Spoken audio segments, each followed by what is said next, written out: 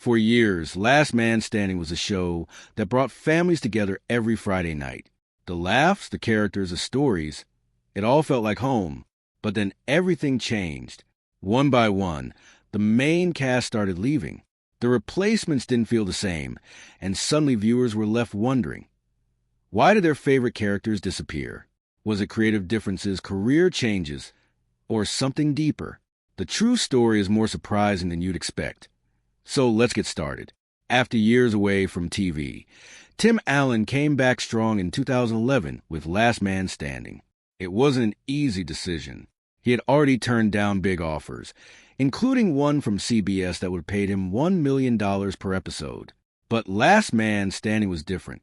The show's creator, Jack Burdett, imagined Mike Baxter as a new kind of character, someone who felt like an older, wiser version of Tim the Toolman Taylor. At first, Allen didn't want the role. He thought it was too similar to his old character. He said no 3 times. What finally changed his mind was a deal that gave him control. Along with starring, he would be an executive producer and have a say in the show's direction. This freedom would later play a big role as the show touched on political topics. ABC had big plans for the show. They wanted it to feel like a modern version of All in the Family.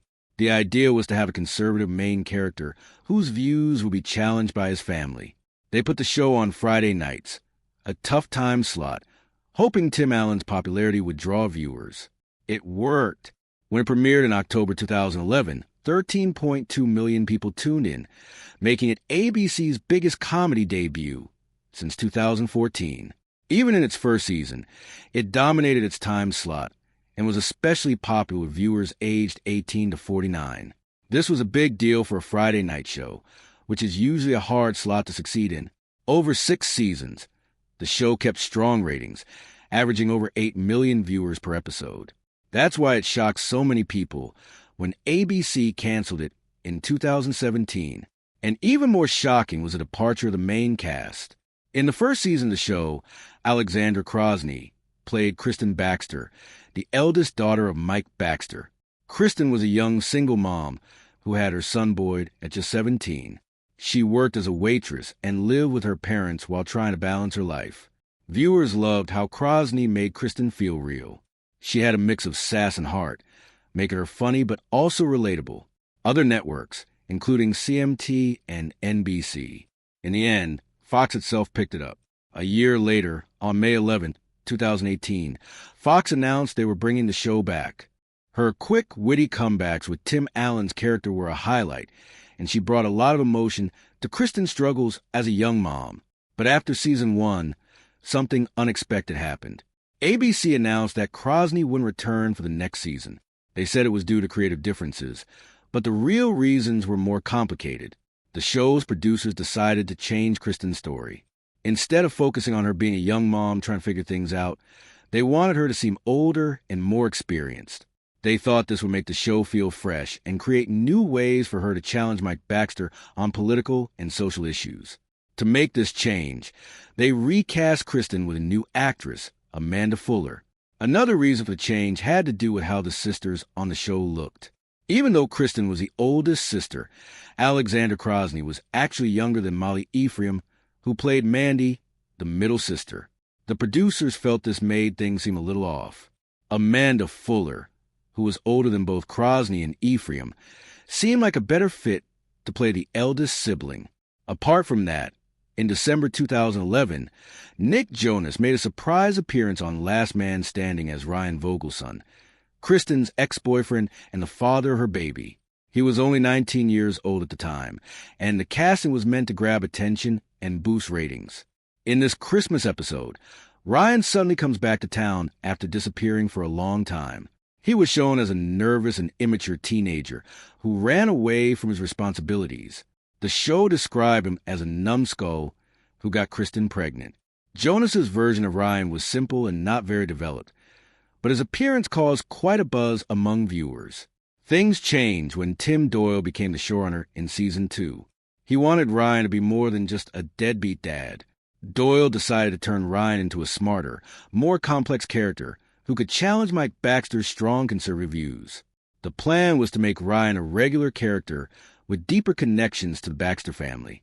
But even Doyle couldn't keep this character unchanged. In 2012, Jordan Masterson took over the role of Ryan. Masterson, known for his role on Greek, brought a completely new version of the character to life. His Ryan was smarter, more mature, and politically outspoken. He wasn't just a scared teenager anymore. He was now someone who could argue with Mike about big ideas like politics and values. This change gave Ryan a lot more depth and made him an important part of the show. Over time, Ryan's character grew even more. He went from being a struggling dad to running his own cannabis business, Best Buds, in later seasons. The show had fun with Ryan's success, showing how he unknowingly started acting like a capitalist, something that Mike found hilarious. In May 2017, fans of Last Man Standing were shocked when ABC announced it was canceling the show. It wasn't just any show. It was one of ABC's biggest hits, with over 8 million viewers and strong ratings. People expected it to return for another season, especially since it was doing so well on Friday nights. But instead, the cancellation came out of nowhere. The timing made it even more surprising. Just 2 months earlier, Tim Allen, the show star, had caused a stir on Jimmy Kimmel Live. He joked that being conservative in Hollywood felt like living in 1930s Germany. Many wondered if that had anything to do with the network's decision. ABC's president, Channing Dungey, said it wasn't about politics.